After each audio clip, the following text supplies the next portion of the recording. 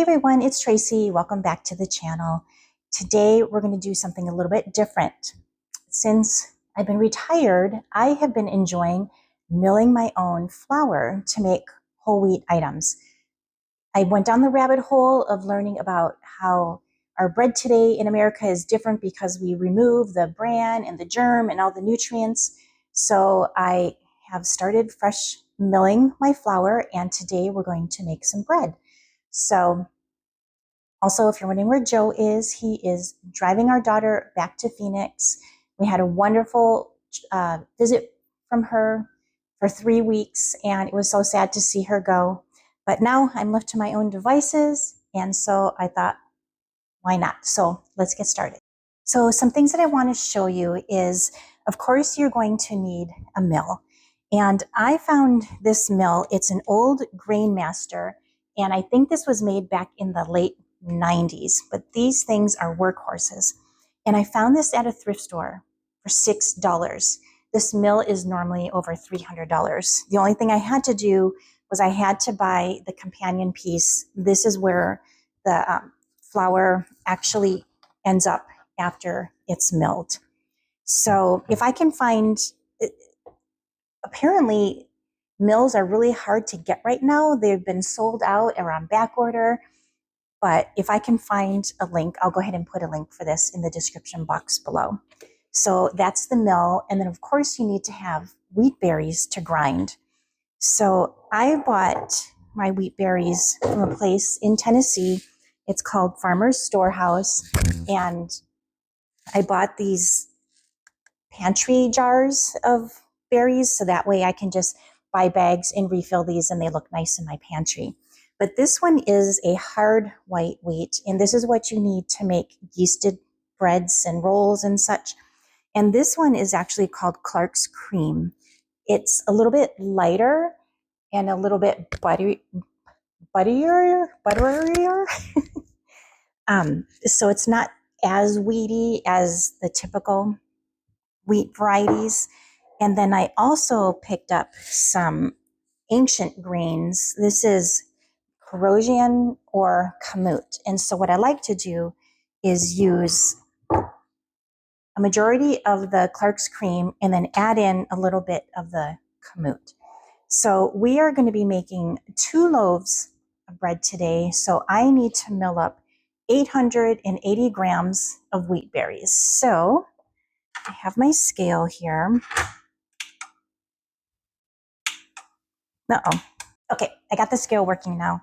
So I need 880 grams of wheat. So what I'm going to do is mill up maybe about 500 grams of the Clark's Cream, and then I'll do the rest in the kamut. And it looks like I'm going to need to order some more berries.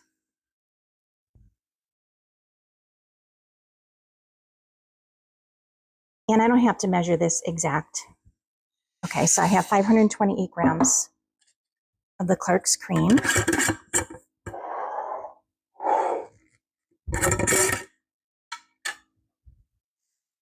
And the rest I'll just use the kamut, 880 grams.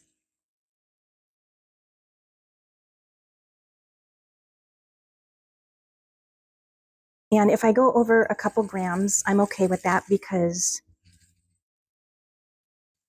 sometimes, okay, I have 884 grams. Sometimes the flour sticks to the sides of the bowls or it sticks inside this tube here. So I just account for that by adding a couple extra grams. So now what we need to do is put this mill together because it's in 2 pieces. So this tube right here attaches to the side of the mill, and you have to make sure it pops in all the way. Otherwise, you'll have flour everywhere. Ask me how I know. And you also have to make sure that this lid is on tight for the same reason. So I'm going to go ahead and plug this in. And my mill, you have to make sure you turn it on first before you add the grain. And also you have to hold it because it's going to go whoop. It's going to spin a little bit. But if I hold it and do that initial spin, then it's fine after that. So it's going to get loud, so I'll probably mute while this is graining, while this is milling. I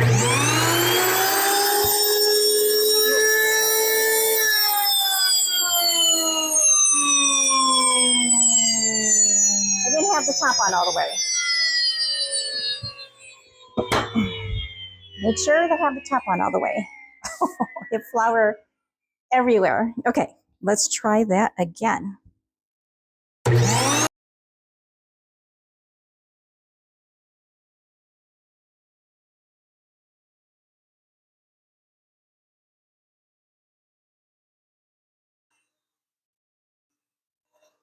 Now, one thing you have to make sure is I like to use the flour as soon as it gets milled because it will lose its nutrients if it sits. It'll oxidize and lose its nutrients. So I don't mill my grain until I am ready to use it. Another thing, this farmer's storehouse, if you buy your grains from them, they have free shipping over $80. Otherwise, sometimes it's really expensive to ship the grains.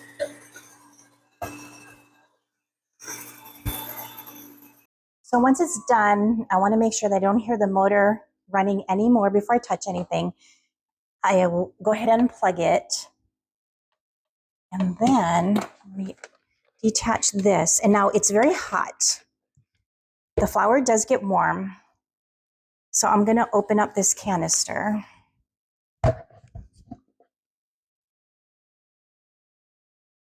And then, oh, it smells so good. And then here is the milled flour. Smells good. Okay, so what I'm going to do is I'm going to gather up the rest of my ingredients and then we'll continue on. So I am using a recipe from Lovely Belle Bakes, and this is her super soft sandwich bread recipe. Now in her recipe, she uses some optional ingredients like sunflower lecithin and vital wheat gluten. And I don't use any of that. I substitute the lecithin. I substitute 2 eggs instead. And we're gonna decrease some of the water. It looks like we need 598 grams of room temperature water, but since I'm using the eggs, I'm only going to use 528 grams of water. So I am using my Bosch mixer today, which I love. And since we're weighing our ingredients, I can just pour everything into this bowl without having to dirty up other dishes. So I need 528 grams of room temperature water.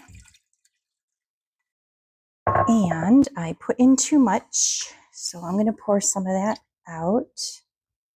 And I think I'm going to actually not use as much water as it's calling for because it's actually been very humid here. And if I need more water, I'm going to add it in later versus adding in more flour because that might make for a denser bread. So I have 510 grams of water. So I'm going to start out with that. And then I need 62 grams of oil. So I'm just using olive oil. You can also use butter. Oops, make sure you tear out the scale. Okay. And then I need 94 grams of honey. And let's hope I have enough in here. I have some more if I don't.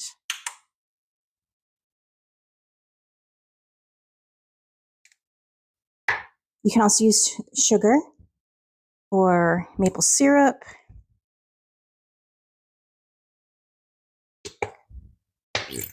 Looks like I need to go get some more honey. I will be right back. So it looks like I'm opening up a bottle of local honey that we got, so that's cool.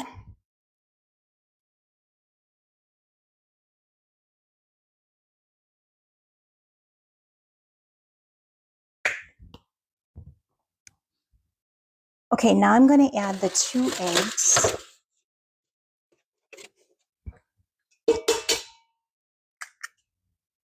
And this is in place of the sunflower lecithin because eggs have natural lecithin, and this just helps to make for a softer bread.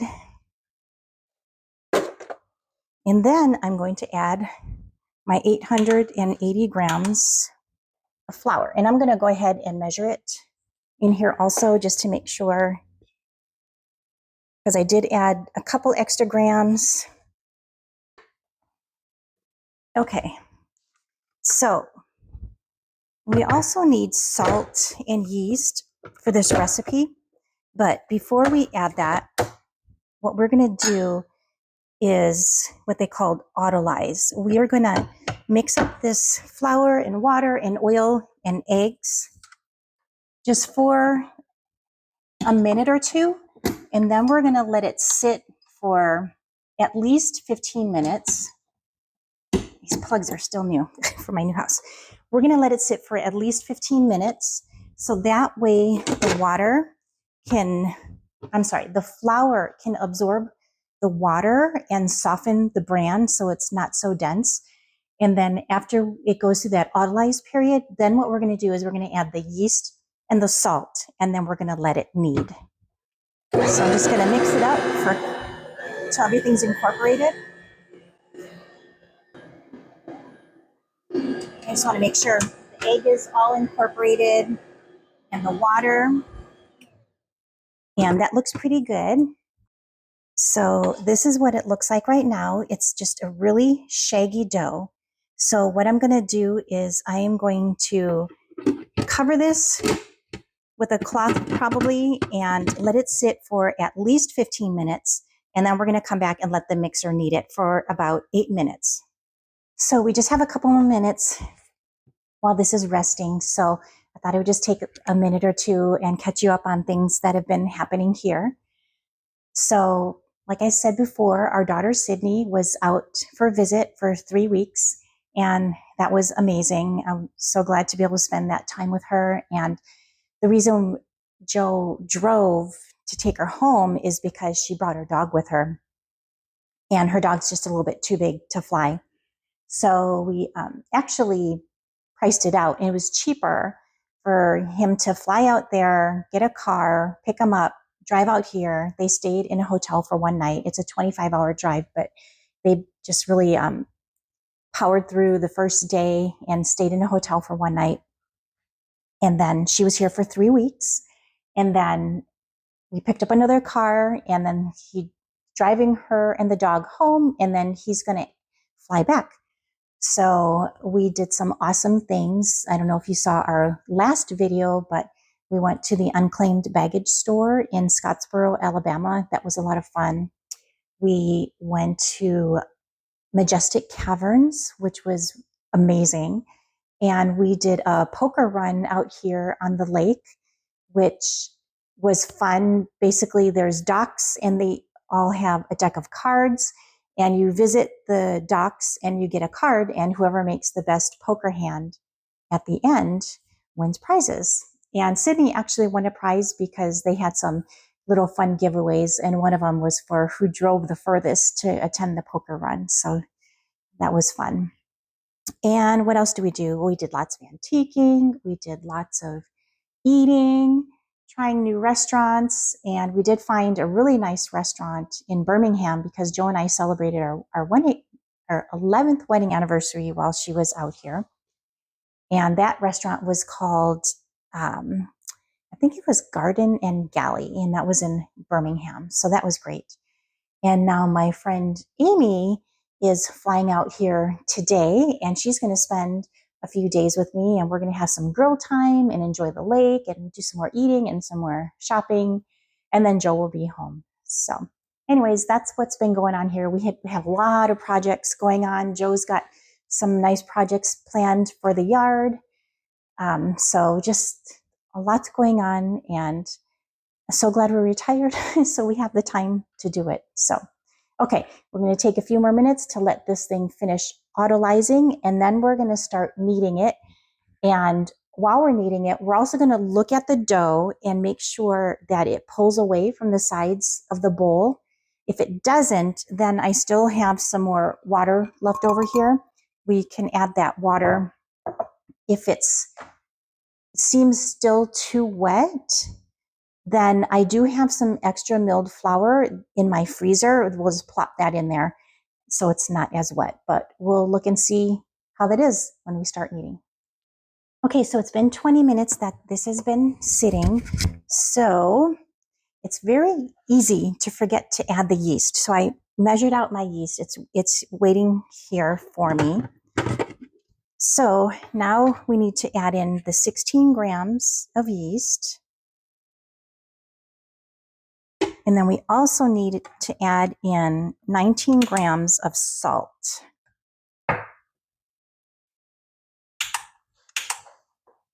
So let's measure that out. And you always want to measure your salt in its own container.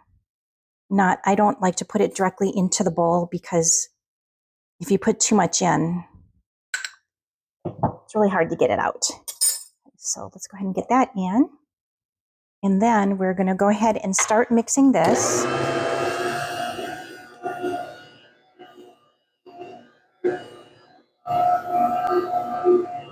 And we're going to take a look at the consistency to see if we need to add the rest of the water, if it's really dry, or if it's really wet, we can add in more flour. But this is actually looking really good. And I'm going to show you. So the idea is that you want your dough to not stick to the sides of the bowl. And it's not doing that. So let me just stop this for a minute. And let's get our hands in here and feel how it's okay. So it's tacky, but it's not really sticky. So I think it's good. I am not going to add the rest of the water. You definitely don't need any more flour. So what we're going to do is I'm going to put the lid back on this, and we are going to knead this for about 8 minutes. What we want to do is look for a window pane consistency, and I'll show you that when we get there, even though I have to admit that I've never really actually obtained a window pane in any of my bread making, and my breads turned out fine. But let's go ahead and get this going, and then we're going to knead it for 8 minutes, and we'll be back.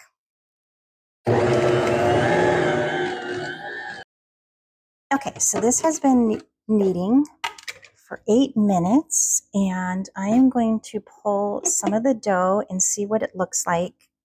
So for some reason, my camera stopped filming there, but what I was doing was I was pulling the dough to see if I achieved window pane. And what window pane is when you pull the dough, if you can pull it really thin without breaking it and see light through it, that's what they call window pane, which I did not achieve. And as I mentioned before, I've never really achieved window pane in my dough, and my bread has always seemed to come out okay. And I have been hearing that it's not as important as people think. What was concerning me was some of my dough was starting to stick to the mixer. And so I may have kneaded it for maybe a minute too long, or even 2 minutes. So what I wanted to do was get it out of the bowl right away. So that's what I did. I got it out of the bowl and got it ready for its first rise. So I have my bowl ready, and I just took some olive oil and I just sprayed it in here and wiped it around. And so let's get the dough out of this mixer. And if you're wondering about this mixer, it is pretty amazing. It is a workhorse. It can handle the fresh milled flour, whereas a KitchenAid, it might be able to handle it, but not very well. It'll eventually burn out the motor. This Bosch mixer, it has a pretty powerful motor, and it's a bottom drive versus the top beaters when you put down on a KitchenAid. And another thing that's nice about this, it has a motor here also, so you can actually get a blender attachment to put on here, and there's some other attachments you can get for it as well, such as I think there's like graters and an ice cream maker. So I am just going to go ahead and turn this dough out and get it in this bowl. And You definitely don't want to overmix. You don't want to overdevelop the gluten. And so that's why I stopped worrying about obtaining window pane, because I think so many bread makers get caught up in that, and then they end up overmixing their dough. And I have a feeling that this dough may have started to have been overmixing a little bit because it's stuck in various parts of the bowl. And that's one of the main reasons why I decided to go ahead and take it out. So I'm just going to try and get the rest of this dough here. And then what we're going to do is we're going to cover the bowl with a towel, and we're going to let it rise for about 45 minutes to maybe an hour and a half. It all depends on how warm your house is. And I'm just going to do a couple stretch and folds here just to get it more uniform in a ball. But this dough is really behaving very nicely, as you can see. It's letting me stretch it and fold it. It's not tearing, even though it did kind of tear a little bit when I was checking for window pane. So, okay, it looks really nice. I'm going to go ahead and let it sit. I think it'll be okay sitting here on my counter. My house, of course, I can never tell because I have my own perpetual summer these days, but sometimes I put this in my laundry room while my dryer is going to let it rise, but I think today it's going to be fine. So I'm going to let it rise for 45 minutes, and then I'll come back and check and see. We want to make sure it's doubled in size.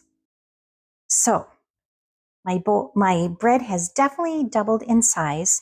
So what you need to do now is punch it down. I know it's hard to do that when it's risen so beautifully, but punch it down and go ahead and get it out of the bowl. And I just got this silicone mat from Amazon, and I love it. It saves me so much more cleaning time because I was just using my counter before, and man, that was a mess. So what we need to do is divide this dough in half. So let me get a knife, because one thing I don't have yet is one of those nifty bench scraper cutter things that is definitely on my wish list. So I'm just going to use a knife right now and eyeball it. You could weigh it to make sure each weighs the same, but I'm just going to cut it. And then what you want to do is you want to roll this in a log, and because we're going to be putting them in these cast iron bread pans. Now, I like these cast iron pans versus glass or nonstick. They're just much safer to use. You don't get those chemicals leaching into your bread. And I just butter it very, very well. I find that butter works better than oil. I've tried both. So what I'm going to do is punch this out so it is basically the same size as the bottom of the pan. And then I'm going to roll it into a log.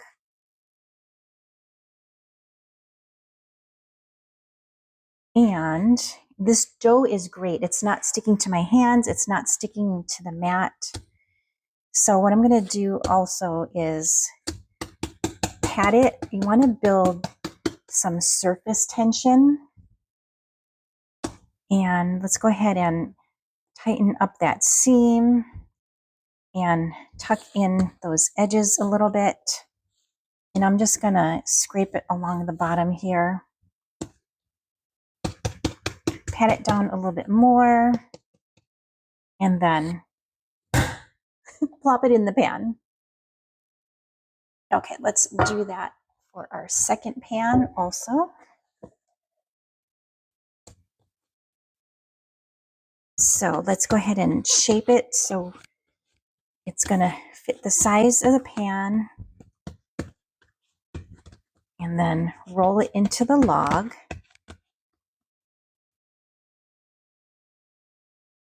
And then let's go ahead and pinch up these seams, fold in the ends, and pinch up those seams, and then put those to the bottom, and then pat the top to build that surface tension. And then put this here so you can see better. I'm going to take it and plop it in there. So now we need to let both of these rise again till they get to the top and maybe an inch over the top, but they shouldn't be spilling over the pan. So I'm going to go ahead and cover this, and we are going to let these rise again. I'm going to check in about 15-20 minutes. And while those are rising, I'm going to go ahead and set my oven to 350 degrees.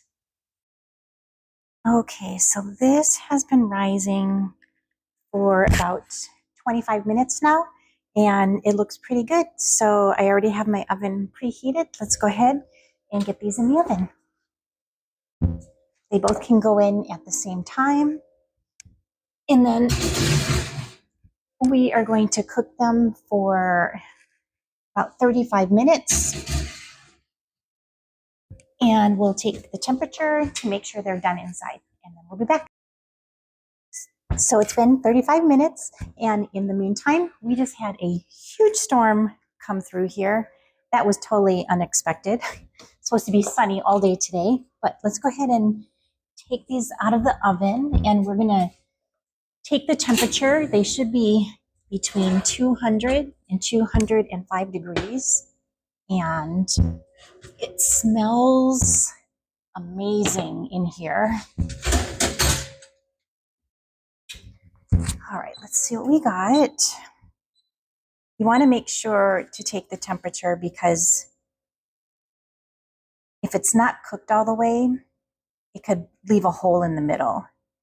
And it looks like we're just over 200 degrees on that one. This one should be fine as well. It's just under 200. I'm going to call it good, and we're going to hope that there is no hole in the middle. And then what you also want to do is make sure you immediately turn these out of the pan. And if I buttered them enough, they should just slide right out, which they did. It's another reason why I love these cast iron pans. Now you can tell it's split right here, so I do believe I may have overmixed it by a minute or two, but it's okay. It's still going to taste wonderful. And look how tall that got.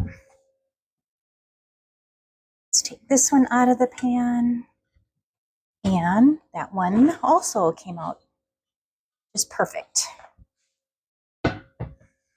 So you also want to make sure that you wait until they're totally cool completely before you cut into it. That beeping is my stove.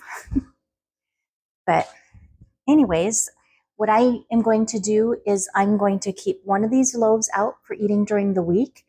And then because I can't eat that much bread in a week, I'm going to slice the second loaf and I'm going to put 2 slices in a Ziploc baggie.